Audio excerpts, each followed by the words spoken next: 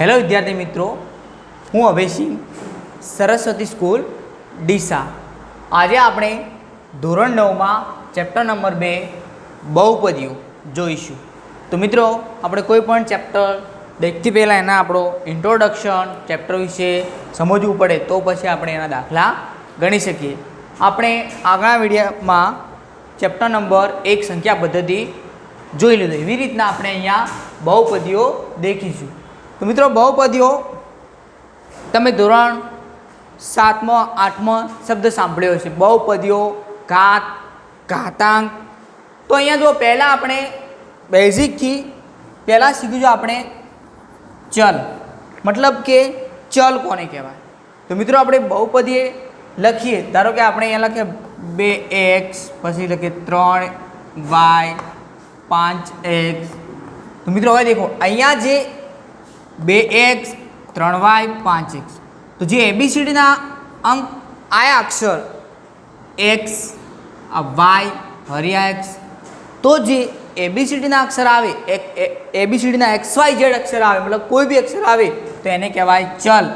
તો ચલનો સંકેત કહીશું x y કે z. મિત્રો, ABCDના કોઈ પણ અક્ષર આવે, અહીંયા ચલ કયા કયા? x, અહીંયા y, અહીંયા x. ધારો કે હું બીજી બહુપદી લખું, એના તમારે ચલ જણાવવાના. તો જો 5x² + 3x + 4. હવે હું તમને કહું કે મિત્રો ચલ જણાવો, ચલ, તો તમે કહેશો તો કે x. બીજી બહુ ધારો કે 5y + t, 5y + 5. તો એ ચલ કયો છે? y. તો કોઈ પણ બહુપદીમાં જે ABCDના આવા સંકેત આપ્યા હોય એને આપણે ચલ કહીશું. હવે ચલની અંદર ખબર પડી હોય તો મિત્રો હવે આપણે આગળ જોઈશું સહગુણક. જો ચલમાં અને સહગુણકમાં ખબર પડશે તો તમે બહુપદીના અંદર દરેક પદની સારી રીતે ઓળખાણ કરી શકશો. હવે સહગુણક દેખીએ. સહગુણક તો ચલ એટલે તમને ખબર પડી જાય મિત્રો કે ABCDનો અક્ષર, પણ હવે કોઈ પણ ચલ આગળ જે સંખ્યા હોય એને કહેવાય સહગુણક. ધારો કે આપણે લઈએ 3y, તો તમને હું કહું કે ચલ કયો, તો તમે કહેશો આ y ચલ છે. હવે દેખો, y આગળ શું છે? 3, તો 3 એનો શું થાય? સહગુણક. શું થાય? સહગુણક થાય. બીજું મિત્રો, ધારો કે અહીંયા ઉદાહરણ લઈએ આપણે 3x² + 2y + 4. હવે જો અહીંયા હું એમ કહું x² સહગુણક કયો, મતલબ x² છે એનો સહગુણક એટલે કે સાથી કયો, તો અહીંયા આવશે 3. 3 એ શું છે? સહગુણક. તો સહગુણકની અંદર ખબર પડી, જે ચલ આગળ આપેલી સંખ્યા હોય એને કહેવાય સહગુણક. અહીંયા ધારો કે y, તો y ચલ છે, તો yનો સહગુણક કયો, તો એની આગળની સંખ્યા. એટલે મિત્રો કહેવાનો મતલબ એમ થયો કે ચલ એ ABCDનો અક્ષર હશે અને સહગુણક એ હશે અંક, મતલબ એકડીનો અંક હશે. તો કોઈ પણ બહુપદી આપેલી હોય એમાં ચલ અને સહગુણક આપેલા હોય છે. ચલ એટલે ABCDનો XYZ અક્ષર અને સહગુણક એટલે કે ચલ આગળની સંખ્યા. તો તમને ચલ અને સહગુણકમાં ખબર પડી હોય તો હવે આપણે જાણીશું આગળ. હવે દેખો, અહીંયા આવશે દરેક પદ વિશે આપણે સમજૂતી મેળવવી પડશે.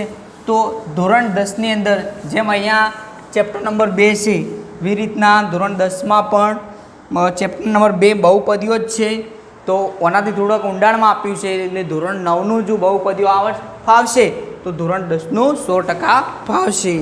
હવે આપણે અહીંયા આવી શૂન્યપદી કહે છે. શું કહેવાય? શૂન્ય બહુપદી. તો શૂન્ય બહુપદી કોને કહેવાય? કે અચળ બહુપદીને શૂન્ય બહુપદી કહેવાય છે. યાદ રાખજો, અચળ એટલે કે એની અંદર ફક્ત ચલ આવશે નહીં. લખું દો, અચળ બહુપદીને શૂન્ય બહુપદી કહે છે. આ ઉદાહરણ સમજીએ આપણે. ઉદાહરણ તરીકે ધારો કે અહીંયા હોય 2 - 5 7 8 જો અહીંયા અચળ પદ ફક્ત એકલું જ પદ આપેલું હોય, જ્યાં એક્સ વાય ઝેડ આપેલા ના હોય, ફક્ત એક જ પદ આપ્યું હોય તેને કહેવાય શૂન્ય બહુપદી. ખબર પડી મિત્રો કે ફક્ત એક જ પદ આપ્યું હોય એને કહેવાય અચળ પદને કહેવાય શૂન્ય બહુપદી. હવે આપણે આગળ જોઈશું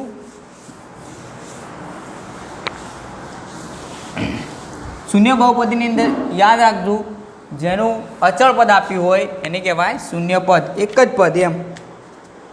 હવે જોઈશું એક પદીઓ. શું જોઈશું? એક પદી.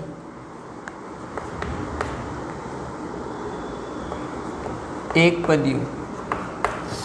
એક પદીઓ કે માત્ર એક જ પદ આપ્યું હોય. શું આપ્યું હોય? કે માત્ર એક જ પદ આપેલ હોય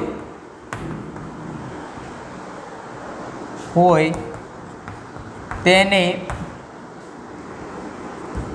એકપદી કહે છે. હવે ઉદાહરણ તરીકે સમજીએ કે માત્ર એક જ પદ આપેલું હોય તેને કહેવાય એકપદી.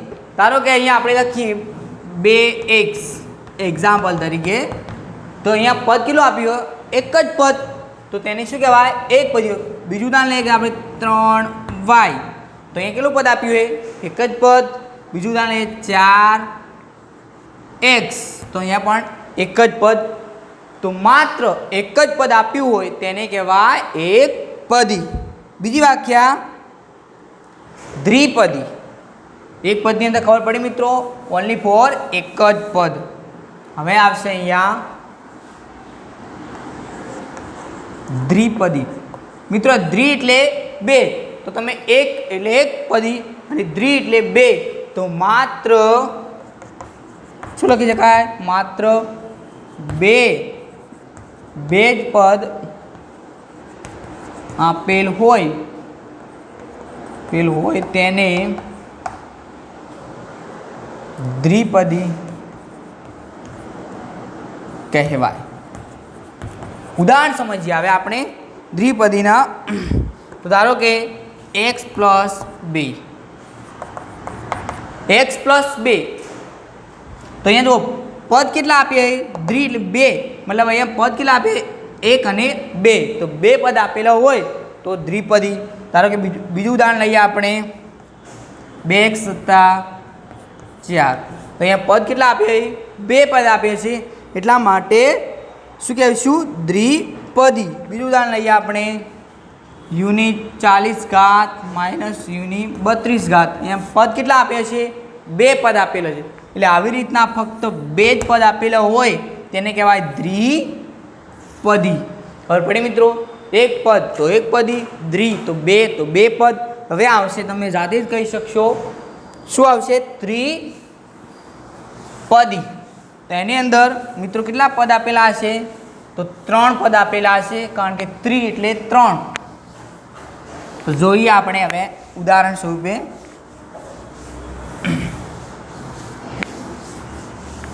હવે જોઈશું ત્રિપદી.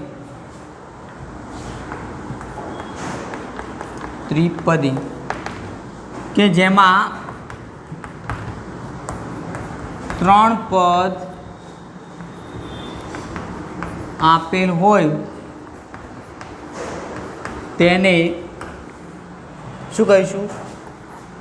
ત્રિપદી. તો હવે ઉદાહરણ લઈએ આપણે. ધારો કે એક્ઝામ્પલ તરીકે 3 પદવાળું ઉદાહરણ લખવાનું. ધારો કે 2x² + x + 3, તો અહીંયા પદ કેટલા આપીએ છીએ? 1 2 અને 3. જુઓ 3 પદ આપીએ છીએ એટલા માટે ત્રિપદી. બીજું ઉદાહરણ લઈએ 4y² + 5y + 1, તો અહીંયા કેટલા પદ આપીએ છીએ મિત્રો?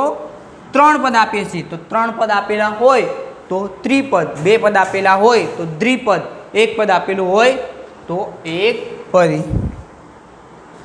હવે અહીંયા આપણે બીજું થોડું બહુપદીની ઘાત જોઈ લઈએ. તો એના આગળનો પોઈન્ટ છે બહુપદીની ઘાત.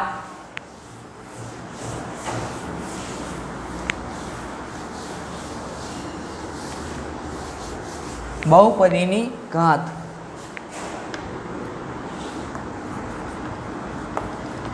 બહુપદીની ઘાત. તો મિત્રો કોઈ પણ બહુપદી આપેલી હોય એના ઉપર સંખ્યા હોય એને કહેવાય બહુપદીની ઘાત. ઉદાહરણ તરીકે આપણે 2x² વત્તા 3x વત્તા 1 લખીએ તો અહીંયા ઘાત કેટલી આપીએ? જો સૌથી મોટી ઘાત 2. જે બી કોઈ પણ બહુપદીની સૌથી મોટી ઉપર જે સંખ્યા આપી એને કહેવાય ઘાત. તો અહીંયા ઘાત કેટલી છે? અહીંયા ઘાત 2 છે. બીજું ઉદાહરણ લઈએ આપણે. અહીંયા ઉદાહરણ કે ઘાત જણાવો એવું કે છે મિત્રો. અહીંયા ઉદાહરણ એકમાં શું કહે? ઘાત જણાવો. તો અહીંયા પહેલી બહુપદી આપણે આપી છે x⁵ માઇનસ x⁴ વત્તા 3. તો અહીંયા ઘાત 5 આપી છે અને 4 પણ આપેલી છે. તો આપણે સૌથી મોટી ઘાત જણાવવાની. તો અહીંયા ઘાત કેટલી થાય? ઘાત 5 થાય, કારણ કે સૌથી મોટી ઘાત કેટલી છે? 5 છે. પછી અહીંયા જો નંબર 2 ની અંદર, તો નંબર 2 માં શું આપેલું છે? 2 minus y² minus y³ plus 2y8 ઘાત. તો સૌથી અહીંયા ઘાત 2 આપી, 3 આપી અને 8 આપી. સૌથી મોટી ઘાત કઈ આપી છે? તો સૌથી મોટી ઘાત 8 છે. તો તમારે કોઈ પણ બહુપદીની પરીક્ષાની અંદર 1 માર્ક્સમાં પૂછી શકે છે કે નીચેની બહુપદીઓની ઘાત જણાવો, તો તમારે સૌથી મોટી હોય ઘાત જણાવવાની. ચલો અહીંયા ધારો કે બીજું ઉદાહરણ આપીશું ખાલી 2. અહીંયા ઘાત આપેલી નથી, તો જે અહીંયા ઘાત દેખાય નહીં, ઉપર કશું દેખાય નહીં, તો એની ઘાત લખવાની. શું લખશો? ઘાત 0 મતલબ 0 છે. એટલે ઘાત એટલે ઉપરની સંખ્યા. એમાં તમારે શું જોવાનું? ખાસ ઉપરની સંખ્યા જોવાની. હવે આપણે આગળ જોઈશું પછી એના પછી આપણે સ્વાધ્યાયમાં જઈશું. દરેક પાઠનું આપણે ઇન્ટ્રોડક્શન લેવું જરૂરી છે. તો મિત્રો આપણે ચલ, સહગુણક, પદ, એકપદી, ત્રિપદી, ત્રિપદી.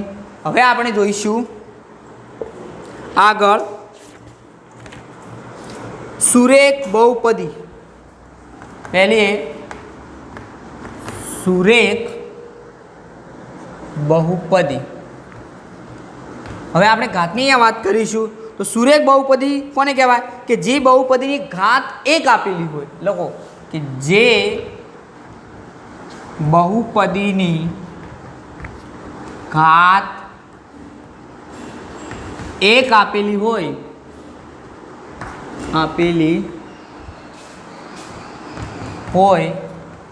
તેને સુરેખ બહુપદી કહે છે. એક એટલે ધારો કે મિત્રો ઉદાહરણ લઈએ આપણે એક્ઝામ્પલ તરીકે. એક કેવી રીતના? ધારો કે 2x + 1. અહીંયા તો ઘાત જોવાની. ઘાત હંમેશા ઉપર હોય. તો x ની ઉપર શું એ કશું નહીં, તો તમારે સમજવાના 1.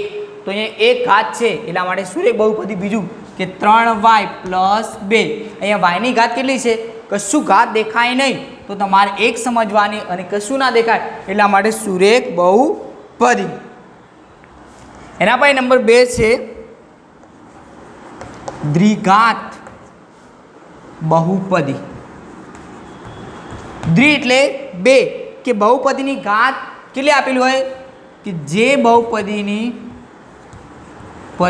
ઘાત દ્વિ એટલે 2, એટલે દ્વિ એટલે કે જે બહુપદીની ઘાત 2 આપેલી હોય, 2 આપેલ હોય તેને શું કહીશું?